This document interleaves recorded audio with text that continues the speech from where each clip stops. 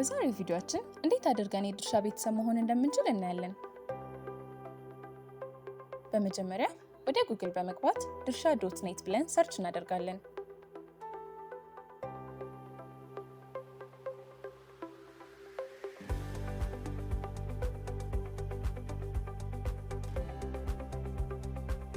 ሎጊን ለነባር ተጠቃሚዎች ወደ መለያቸው ለመግባት፣ ክሬት አካውንት ለአዲስ ተጠቃሚዎች አዲስ መግለጫን ለመመስረት፣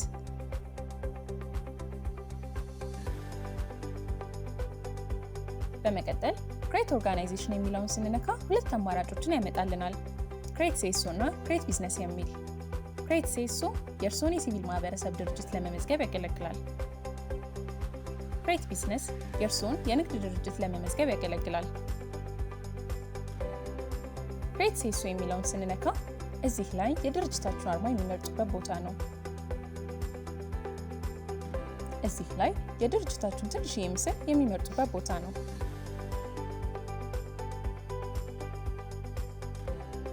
በመቀጠል ክፍት ቦታዎችን ይሙሉ። እንዲሁም በአባውት ክፍል ስር ስለ ድርጅታችሁ ታሪክና ስኬቶች በዝርዝር ማብራራት ይችላሉ። የድረገጽ፣ የፌስቡክ፣ የቴሌግራም፣ የኢንስታግራም፣ የሊንክድኢን እና ሌሎችም ገጾቻችሁን ማገናኘታችሁ ሌሎች ድርጅቶች እናንተን በቀላሉ እንዲያገኟችሁና እንዲገናኙም ያደርጋል። ድርሻ.ኔት ለሲቪል ማህበራትም ሆነ ለንግድ ድርጅቶች ዲጂታል ረዳት ነው። ዛሬውኑ ፕሮፋይላችሁን በመክፈት የድርሻ ቤተሰብ ይሁኑ።